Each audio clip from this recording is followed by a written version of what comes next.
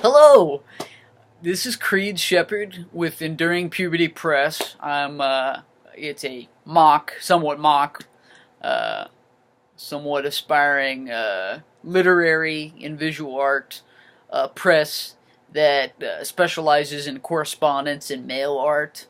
I wanted to talk to you quickly about the literary and visual art review, which will also contain a partial anthology of different letters, found art, interesting postal mail items.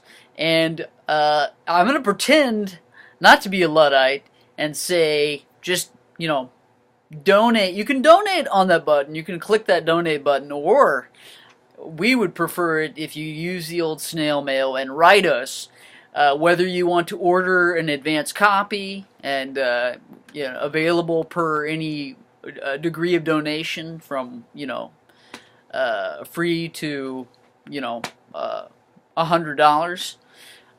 It'll be about 75 pages of fiction, poetry, reviews, letters, artwork. And that address I will tell you at the end. But right now I want to plug my most recent chapbook in Enduring Puberty Press, from Enduring Puberty Press. It's called Rapport Privilege. And this was the artwork. And it's been 2 weeks, I think, almost since the Trump administration began. And, it's the whole Adorno quote about, it's like, how can you write after the Holocaust? It's barbaric. No, how can, then the response, so how can you not? I'm sure there's a lot of reevaluating that a lot of people are doing. So the two poems I'm going to read, at least one of them does touch upon the immigrant experience. This first one is called Sui Generis. That's in French. It just sounds better and means more than saying, self-generated, but basically, kind of like, sort of like this, the idea of a self-made person, but emphasizing that, you seem to come from nowhere, and maybe your relatives don't really explain you. So this is actually a song that I wrote with the melody and lyrics. So I rearranged it a little bit. The quote at the beginning is from a replacement song, "The Bastards of Young." The writer Paul Westerberg wrote the following lines here: "The ones who love us best are the ones we'll lay to rest. The ones who love us least are the ones we'll die to please. It hurts not knowing how I got here. Of course, that's one of my figures of speech. That helps describe what makes me want to reconcile with those who would keep me down, with those who'd still keep me down. Now is a good time amid the charges of my arrogance to talk about the times I wet my pants. I still wet the bed.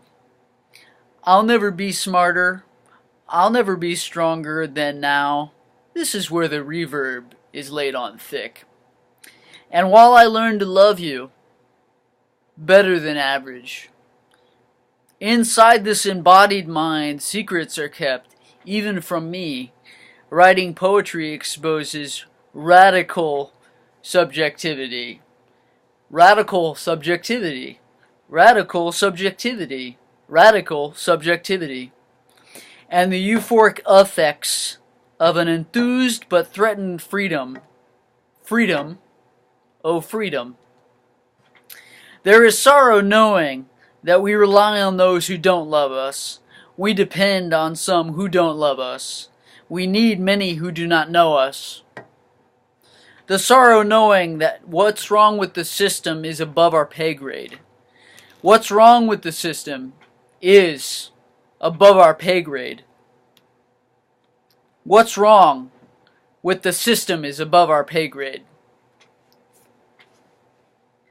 And this next poem, it has one of those long, quasi-sincere, awkward as hell titles. It basically alludes to John Berger, who just passed away last month, really influential to me. If this alludes to his ways of seeing. Um, the title is, I Don't Know Why Photo Albums Never Replace Museums. Speaking of well-directed rage, where it hurts the most, along someone else's monuments, the implicit rejection by their cis forefathers' greatest accomplishments, whose art thoughtfully challenges history, almost everybody's.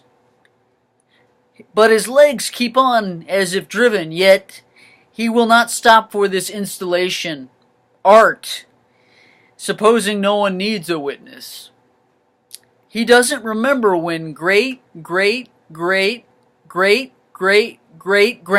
May had his biopower robbed in some coal mine in Mosjan for some just imaginable pittance, but still managed to spawn an heir, his great Grandpa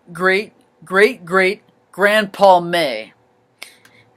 The Unus Mundus's impossibility goes without saying, for that's when they went to the New World, never wearing black on their faces again. Probably. Thank you so much for hanging in there and listening, watching. Please consider ordering a copy. During Puberty Press, we're at 1108 Oregon Street, Lawrence, Kansas 66044. Again, that's 11. Just wind the video back. But consider becoming an honorary pube. Provide feedback, criticism, submit a review or work of fiction or poetry, or a mail parcel. We're looking for mail parcels that we will be displaying for future curations. Order an advance copy of our annual review, which will come out sometime in the spring. It'll contain reviews, fiction, poetry, art, lots of examples of epistles, letters to loved ones and strangers. Thanks a lot for listening again.